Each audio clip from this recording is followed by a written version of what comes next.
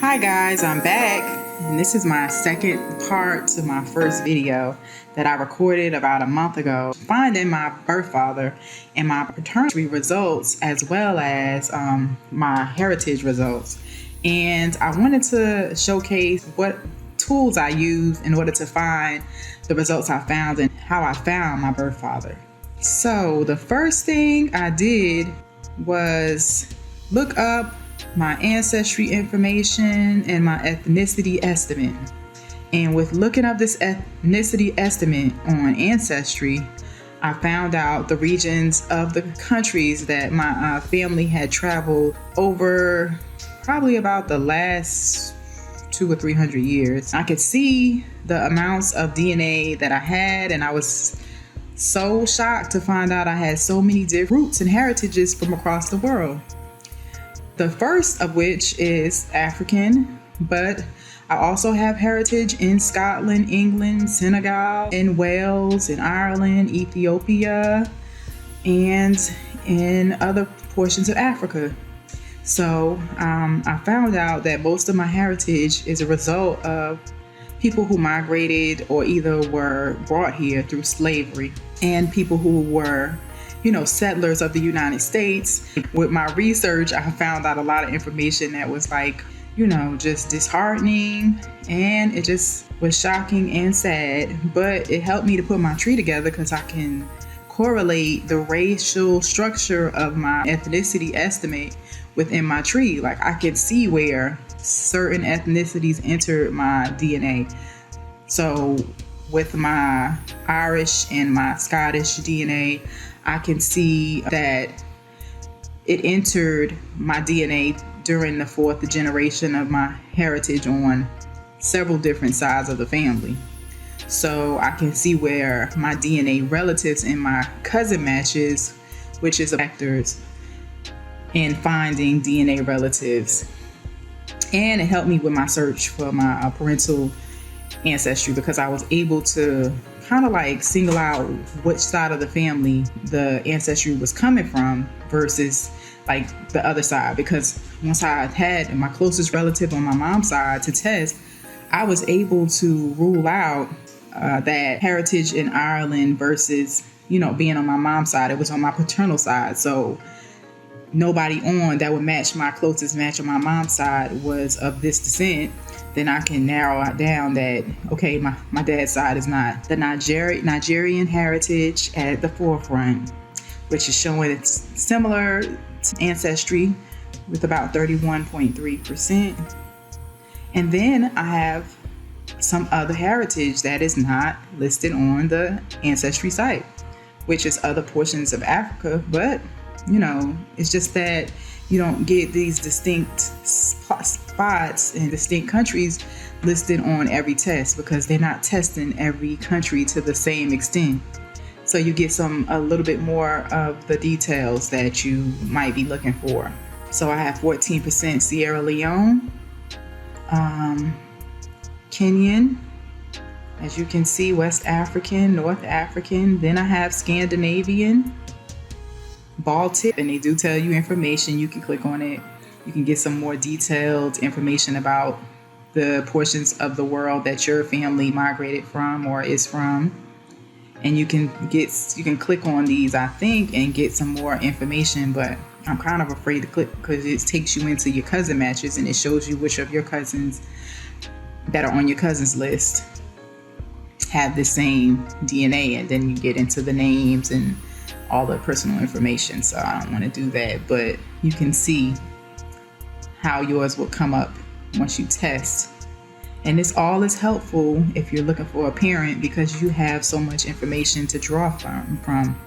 It's not going to send you on a scavenger hunt as much, as I am on a scavenger hunt, because I have so much heritage of mixed race. So everybody's not like this, but you might find that you are. You just never know. And I had no idea that I had this much mixed heritage within my DNA, because my family have slavery within family history. So you just never know in that case, because you don't know that portion of your family and where they came from, which is a drawback of much of the United States in that African American dynamic. So as you can see, I'm researching, I'm, using all of these different tests to kind of like make my tree more, I guess, just more explainable, because as you go up into the 1700s within your tree, you can see where these races start to pop up, and then you'll have a whole branch that is a totally different nationality than the one and then you'll see, okay, this is where it entered, this is where this race entered my family tree. And you'll start Ancestry, you're able to overlap your tree with others through this service they offer called Thrulines, and you can only use that if you subscribe to the Ancestry monthly. I think it's like $28 a month, the monthly fee. Like, be able to research and use newspaper articles and census records to help expand your searching for your tree and the ancestors and their stories. If you use that service, you get access to Thrulines. With Thrulines, you can merge your trees with other trees that are the trees of your relatives within Ancestry, and those relatives may have more extensive trees than you, so that you can add to your tree and try to, I guess, like wager or decipher whether or not the information is accurate or not, and whether you want to include it in your tree, or if they give you access to it, you can kind of like go back and forth and communicate with them through messaging within the Ancestry app. That's what I like. You can message them back and forth, and you can correspond with each other about your trees and, the similarities that you find. So this is all interesting stuff, and you can get more in detail within the thing. Is like a storybook once you research so far back. And it's interesting to me. I don't know about everybody, but I'm sure there's a group of people that can kind of find interest in the same thing. So this is MyHeritage. And I'm going to come back with the different results that I have from called Family Tree DNA. All right, I'm back with my results from Gedmatch.com. Downloaded my data, and then I uploaded it into all these different sites for a reduced fee. Now, Gedmatch was free, so you didn't have to pay for that unless you wanted some extensive extra tools, which I didn't get because I didn't need them. I found my dad without those tools. And I also use Ancestry, but I tested there. But I didn't test there first. I actually tested there last. I tested at 23andMe first. So I downloaded the data, and then I uploaded it through using the recommended testing path that the DNA detectives have for their unknown parental recommended testing path. And you can access that information by using Facebook.com and going on the site and requesting access to the group called DNA Detectives, and then you go into their files and you can find the recommended testing path. So if you're looking for a parent, if you use this path, this is like the recommended tools for anybody searching.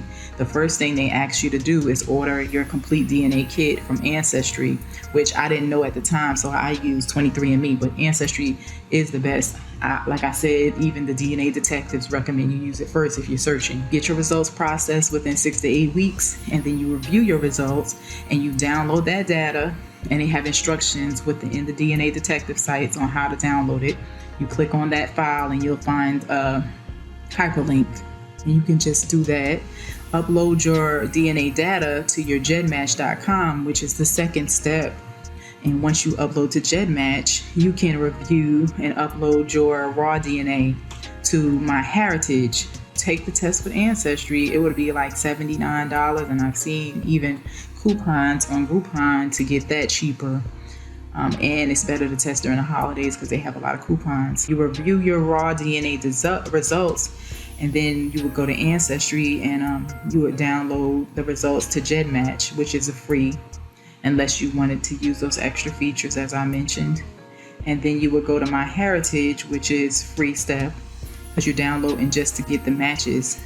These are the steps I took, the recommended testing path that is on the DNA detective site and group within Facebook. I would recommend that highly. Like I said, I was just shocked about my DNA results when I found them, and MyHeritage results was secondary shock to me because I was looking for a parent. Now, if you're not looking for a parent, that ethnicity report probably is going to be the biggest shock to you, because just to find out that you have so many relatives out there in the world that you didn't know anything about, and as well as having so many different heritages that are within you that you didn't know anything about.